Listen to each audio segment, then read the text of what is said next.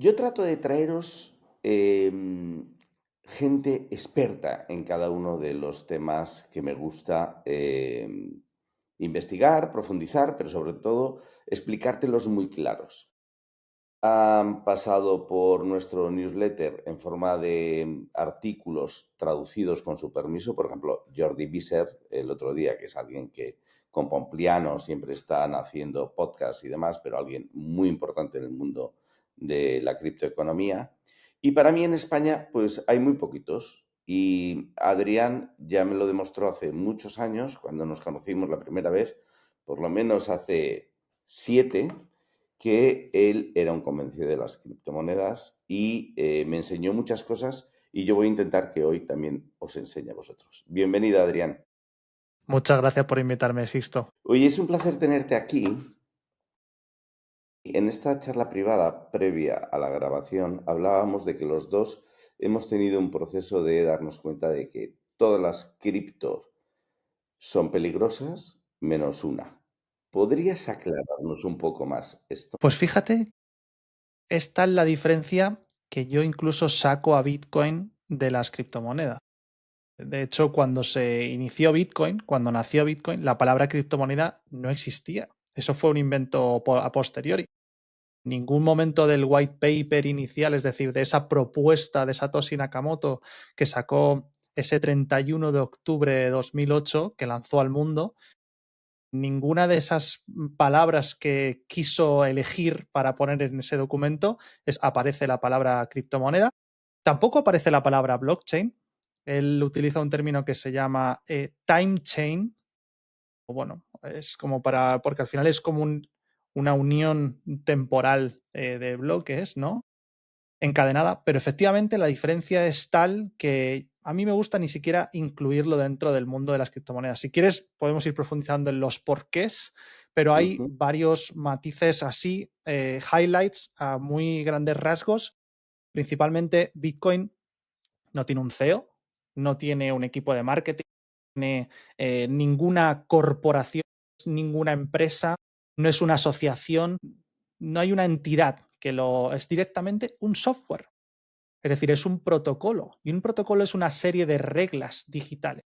Es decir, si pensamos, por ejemplo, en Internet, Internet no tiene un dueño, Internet no tiene una empresa, Internet es exactamente un protocolo TCP/IP que funciona a través de una red y no hay un ente central que lo gobierne, digamos, ¿no? Y que tenga la capacidad de decidir.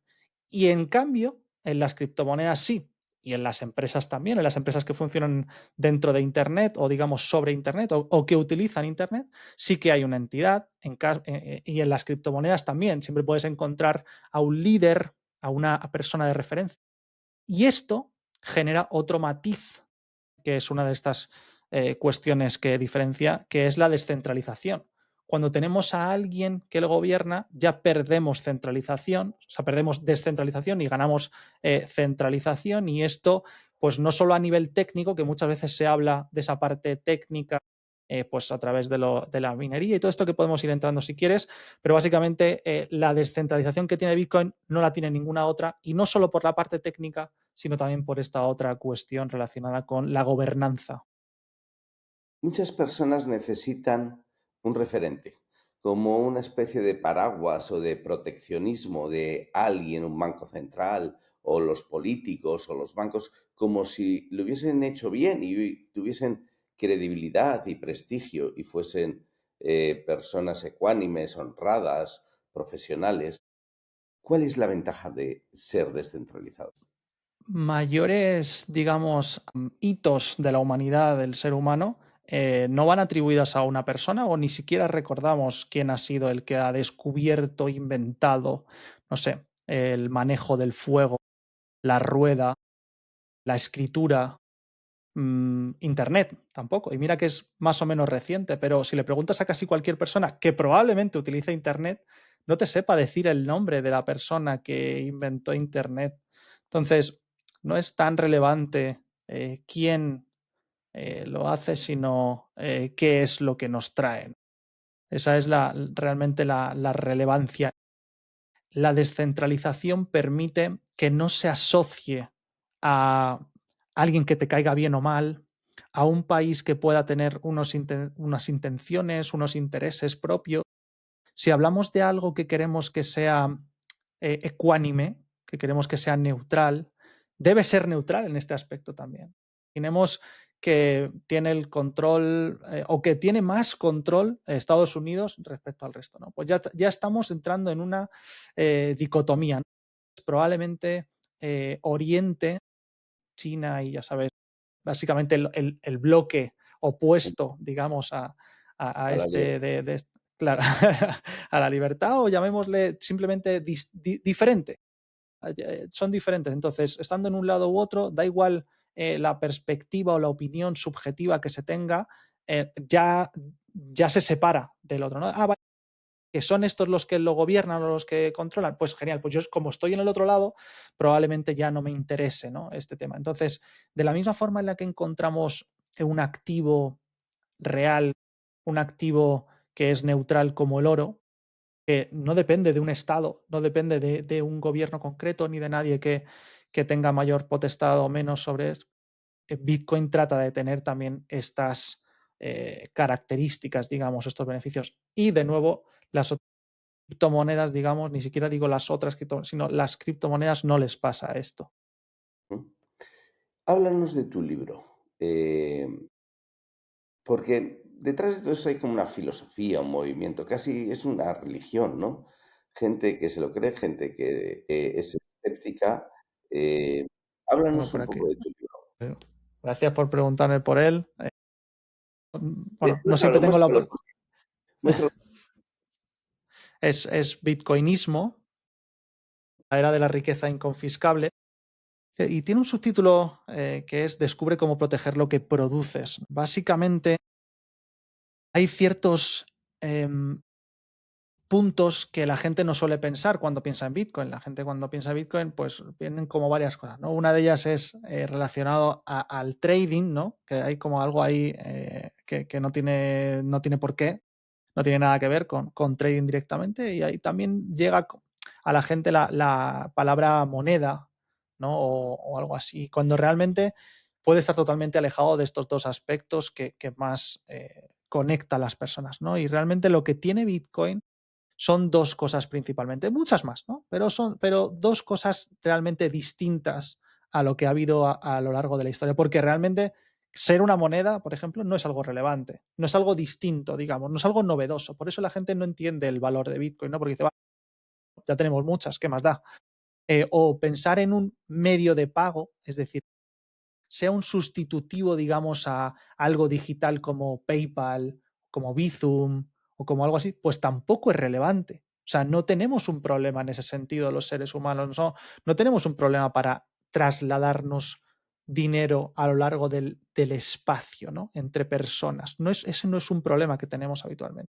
El problema que tenemos los seres humanos, y de hecho toda la historia, es a trasladar el valor en el tiempo. Es decir, cómo podemos conservar el poder adquisitivo a lo largo del tiempo sin que se deprecie. Ese ha sido realmente el principal problema del ser humano y por eso hemos ido buscando abstracciones, tipos de dineros, tipos de inversiones en las que depositar nuestra riqueza, aquello que producimos, para que conserve el poder adquisitivo, es decir, la capacidad de compra que nosotros tenemos, la capacidad de cambiar o intercambiar eso que tenemos por algo, pero no ahora, sino en otro momento temporal. Es como una especie de retraso al consumo de lo que queremos.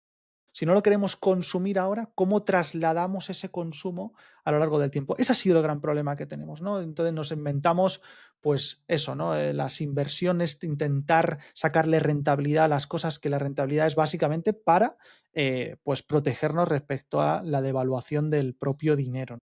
Entonces, Bitcoin trae dos cosas interesantes para esto. Una de ellas es que es el primer activo real, digital, 100% escaso. Esto es realmente extraño porque nunca hemos tenido algo que el humano no pueda producir o encontrar más. Cuando digo esto, a la mayoría de personas le viene a la cabeza el oro, ¿no? Dice, bueno, pero el oro sí es limitado. Bueno, realmente no. Realmente, no sabemos cuánto oro hay, no sabemos cuánta es su limitación. Sabemos que es escaso, eso sí. Sabemos que es muy escaso. Por eso ha sido un buen dinero durante más de 5.000 años. Pero no sabemos cuánto hay. Y normalmente, conforme vamos buscando más y conforme se aprecia su valor, tenemos el incentivo a buscar más y podemos gastar más dinero en encontrar más, ¿no? Porque como es más valioso, podemos escarbar más hondo, podemos utilizar más tecnología, podemos utilizar más recursos para poder encontrar más oro, ¿no? Y dependiendo de la demanda que haya y del incremento de ese precio, pues más posibilidades de seguir encontrando más. También sabemos que fuera del planeta Tierra hay oro, claro, también en un futuro, con las capacidades que ya sabemos de poder ir a otros planetas y ese tipo de cosas, y podremos hacer incluso minería espacial, ¿no? Entonces, ya sabemos que hay más oro y eso no lo limita al 100%, pero por primera vez en la historia tenemos algo que es 100% limitado. Nunca habrá más de 21 millones de Bitcoin. Y eso nunca lo hemos tenido antes en la historia. Esto nos permite tener un activo que no se va a depreciar en el tiempo respecto a sus unidades. Es decir, no va a haber una inflación más allá, ¿no? Entonces es el primer activo que es 100% limitado. Esto es algo ya de por sí totalmente. Tú que conoces muy bien, Sixto, todo el tema de las startups y de cómo funcionan pues, todos los porcentajes, se entiende muy bien el concepto de dilución. El concepto de dilución es algo muy común dentro de las empresas, las startups y demás. Bitcoin es un activo que no se puede diluir. O sea, tu porcentaje respecto al total no se puede diluir. Es más, pasa algo muy curioso y es que no solo no se diluye, sino que pasa lo contrario. Es decir, con el mismo número de Bitcoins que tú tengas, con el tiempo, por la pérdida de otras personas de sus claves privadas, se van, digamos, dando las unidades disponibles, tu porcentaje respecto al total aumenta incluso. Aunque no compres más, aunque no adquieras más, aunque no consigas más, tu porcentaje respecto al total. Y esto también es realmente extraño y no es común. Y la segunda cosa es que inconfiscable si Ujú. sabes cómo custodiarlo correctamente. Por eso yo hablo de la era de la riqueza inconfiscable, porque todo lo que hemos tenido a lo largo de la historia es lo que jurídicamente se le puede llamar un usufructo, es decir, que tenemos el uso y disfrute, pero no la tenencia real, ¿no? Yo siempre hablo de que, por poner el ejemplo del feudalismo, en el feudalismo, pues el rey feudal, que era quien tenía realmente la tenencia de las propiedades de esos activos, y los demás, los vasallos, tenían la posibilidad de explotar esos activos, ¿no? Esas propiedades, pues cultivando y demás, pero nunca tenían la propiedad real. La propiedad siempre era del rey feudal y los demás eran usufructos de esos activos, ¿no? Y así con todo.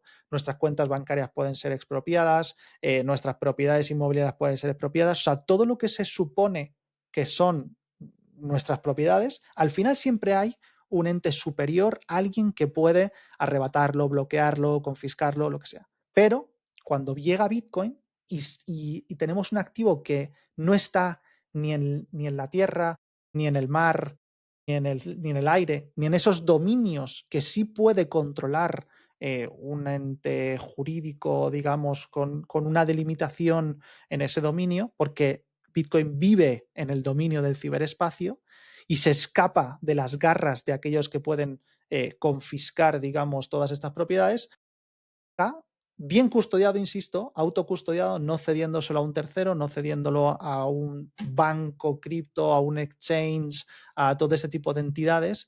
Si tú tienes las claves privadas y sabes exactamente cómo hacer un plan de custodia correcto, puedes tener riqueza inconfiscable por primera vez en la historia de la humanidad. Y esto es alucinante cuando entiendes esto.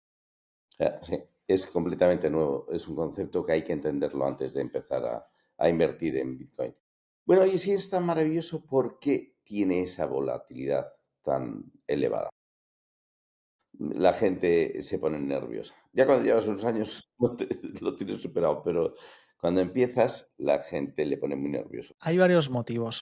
Uno de ellos, y seguramente, Sixto, tú podrías explicarlo mejor que yo, cómo funcionan aquellos mercados en los que hay poco volumen. Cuando tenemos poco dinero metido en un lugar, tanto si sale como si entra un volumen de dinero grande, va a mover muy fuertemente su precio. A mí me gusta verlo más visualmente y normalmente pongo el ejemplo de una piscina. Si tenemos un agua en una piscina, que es esa capacidad que tiene la piscina, y entra o sale mucha agua de esa piscina, va a haber una volatilidad del agua que hay en esa piscina. Lo mismo pasa con los mercados. Luego hay otro matiz que me gusta aún más, pero es un poquito más profundo, y es que la volatilidad siempre depende de con qué lo comparamos. Es decir, normalmente miramos el precio en euros o dólares. Y claro, comparado con el resto de cosas, no solo las divisas, sino todo, casa, oro, cualquier cosa, a la larga, y normalmente en ciclos de 4 años, tienden a cero. Esto es loco decirlo y suena fuerte, pero todo tiende a cero, todo tiende a la baja comparado en Bitcoin y eso sí, en ciclos de 4 años aproximadamente. Entonces, la volatilidad asusta, pero es parte del precio de comprender Bitcoin y parte del precio de obtener también las rentabilidades que...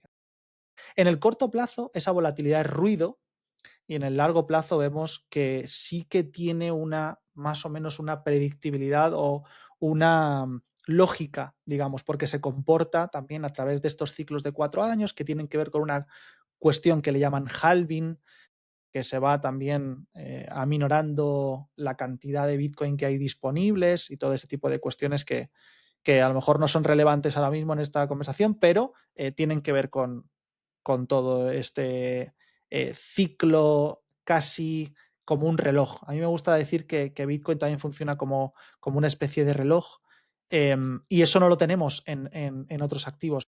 No sabemos cuánto oro se va a emitir, no sabemos cuántos dólares se va a emitir, no tenemos ni idea de cuánto hay emitido, nos tenemos que fiar siempre de un tercero, o sea, nosotros no podemos auditar por nosotros mismos, es muy loco, pero nosotros no sabemos cuántos euros hay ahora mismo reales a ciencia cierta sin tener que fiarnos de un tercero y confiar en que esa información sea cierta.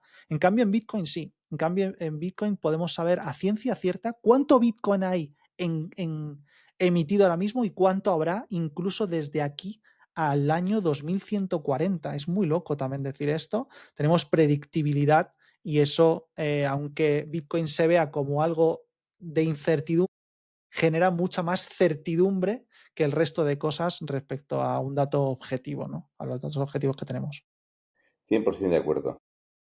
Que algo sea dinero debe cumplir tres condiciones. De valor, hemos visto que es muy superior a las monedas fiat. Las monedas fiat son el euro, el dólar, el rublo, el yen. Cualquier moneda es fiat y todas van así. O sea, todas han perdido valor. Si tú coges un gráfico de 25 o 50 años, verás, bueno, el euro no tiene tantos años, ¿no? Pero es que todas pierden valor continuamente. Reserva de valor.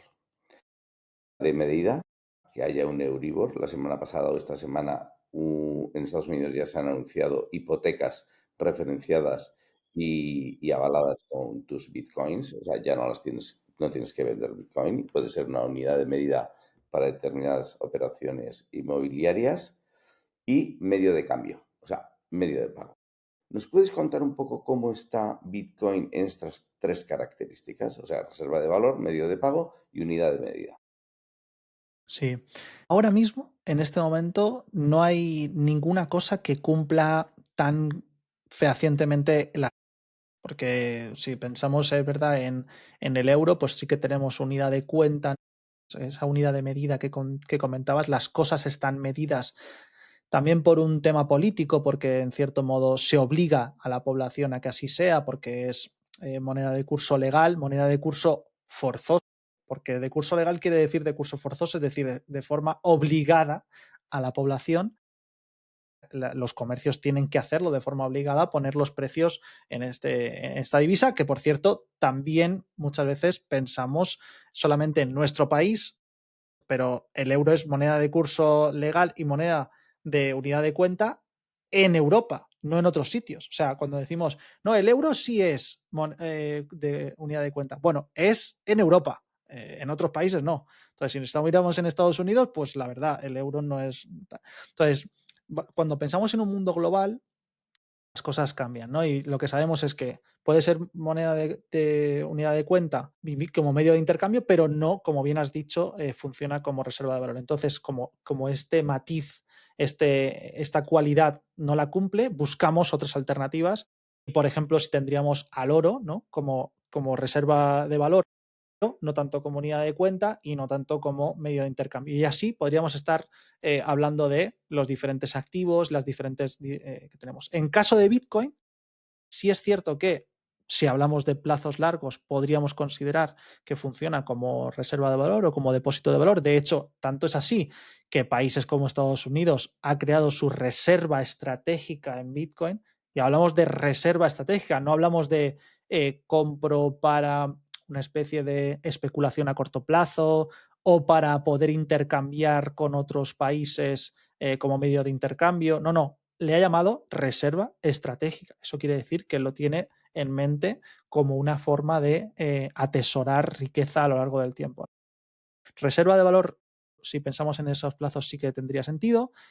Medio de intercambio, pues tú puedes intercambiar no solo en un lugar jurídico concreto, como estábamos hablando con el euro o con lo demás, sino en cualquier parte del mundo. Lo podemos enviarnos Bitcoin a la velocidad de Internet desde cualquier parte y hacia cualquier parte del mundo. Por cierto, 24 horas 365, o sea, da igual que los bancos estén abiertos, cerrados, que sean las 3 de la mañana, las 5 de la tarde, todo eso da igual desde cualquier parte del mundo.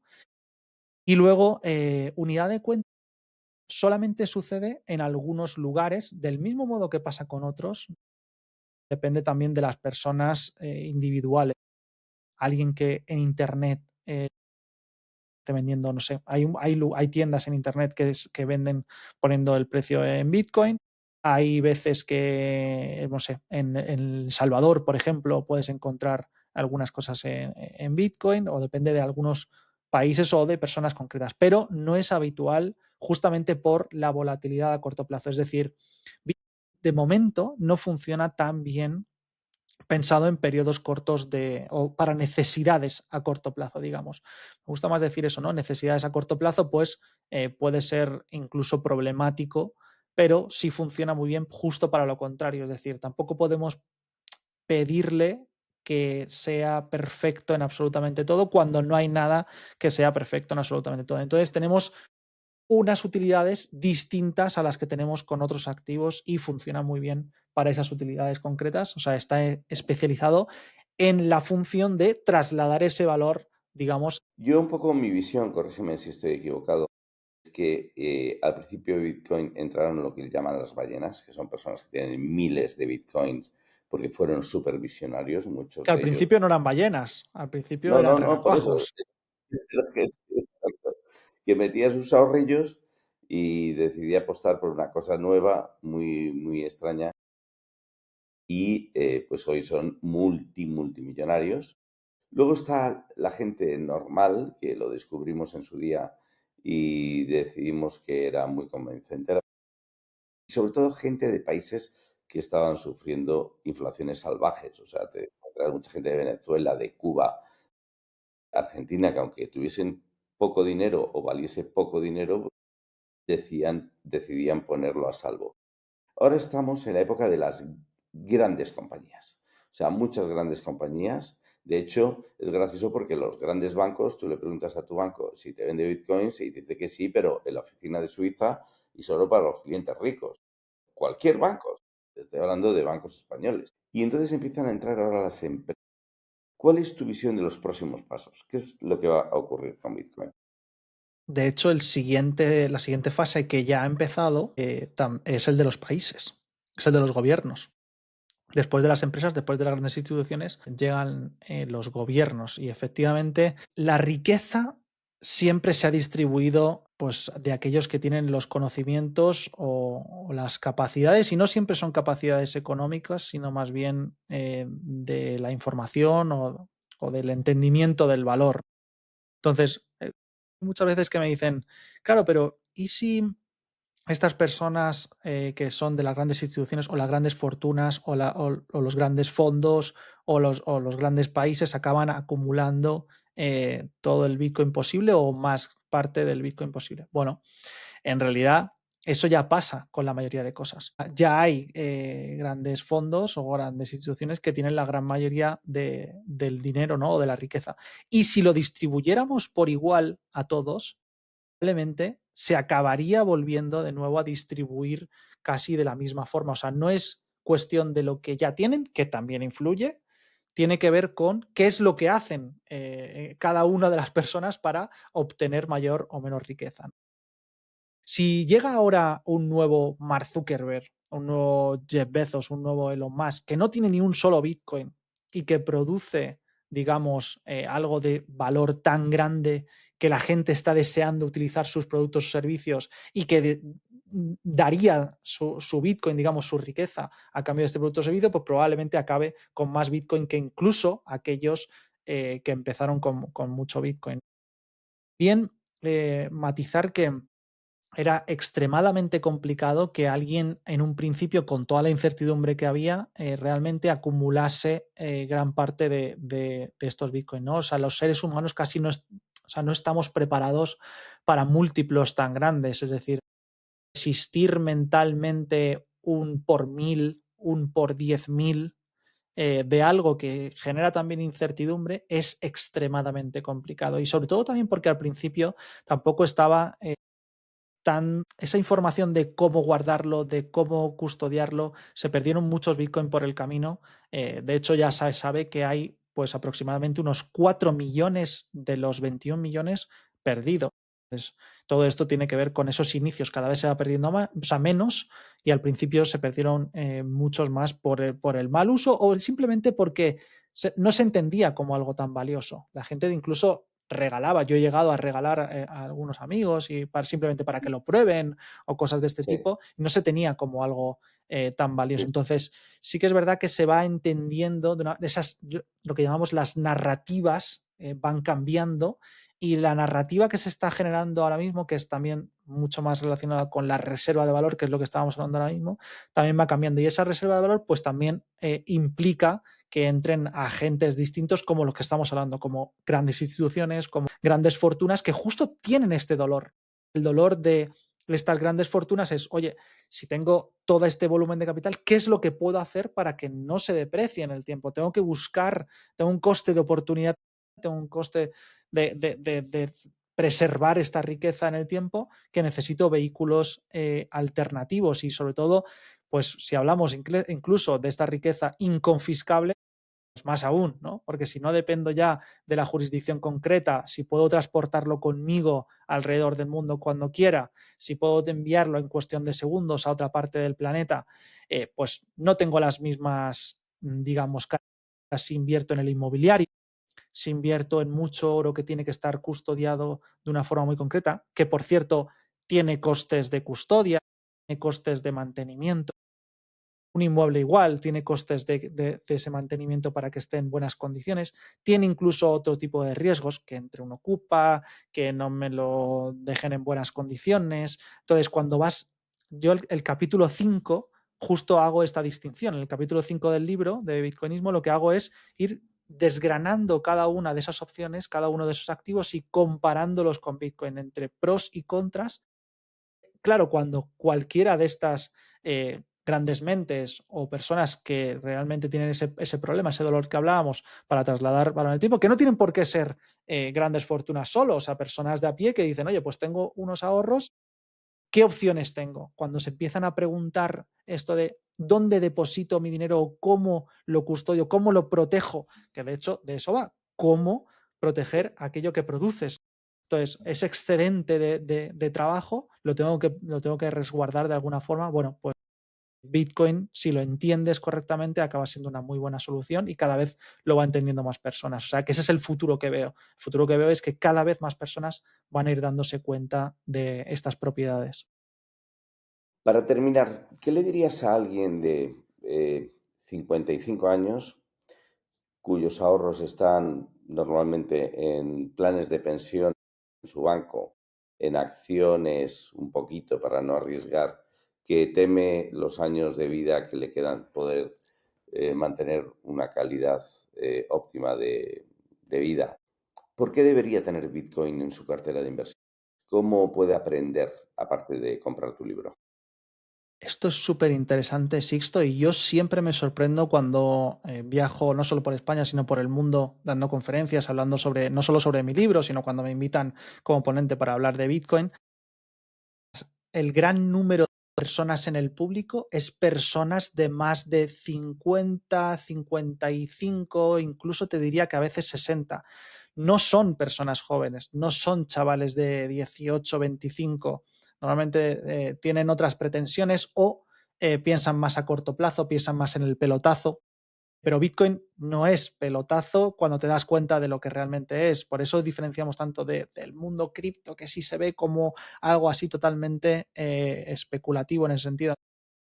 Cada vez lo van entendiendo más justo ese tipo de perfil del que hablas, más adulto, más maduro, Sí, más conservador incluso, te diría. Esas personas que sí que están pensando ya en su vejez y demás, de pensiones, es, es un horror. O sea, es un horror, no solo por la forma en la que luego lo obtienes, que tiene sus restricciones, rentabilidades, todos los impuestos, todo ese tipo de son un montón de problemáticas que básicamente lo que hacen es que no sea tan líquido o que no puedas utilizar esa capacidad de ahorro que sí se supone que deberías tener. En cambio, en Bitcoin no hay ese tipo de limitaciones. O sea, tú lo tienes líquido cuando quieras, en todo momento, desde cualquier parte del mundo y en cualquier momento en el que lo quieras utilizar. Entonces, sí que es cierto que como decíamos antes, no tiene tanto sentido para un súper corto plazo, es decir, para utilizarlo en un minuto, en una semana, que probablemente, bueno, aunque también puede tener sentido si lo que quieres es trasladarlo en ese momento a otro lugar o cosas de ese tipo. Pero ¿por qué deberían tenerlo? Básicamente porque sí que comprenden, este perfil de personas, comprenden muy bien el potencial de no depender de un tercero, el potencial de que pueden pasar cosas a nivel político que se escapan de sus capacidades de control. Es decir, seguramente si nos escuchan desde España, pues habrán vivido una guerra civil española. Si nos escuchan desde Argentina, pues ha vivido un corralito. Si nos escuchan desde Ecuador, pues también han vivido problemas bancarios. Yo explico más de, pues creo que son unos 40 casos en el mundo relacionados con el mundo bancario, la confiscación de fondos, con la confiscación de todo tipo de activos, con oro, efectivamente.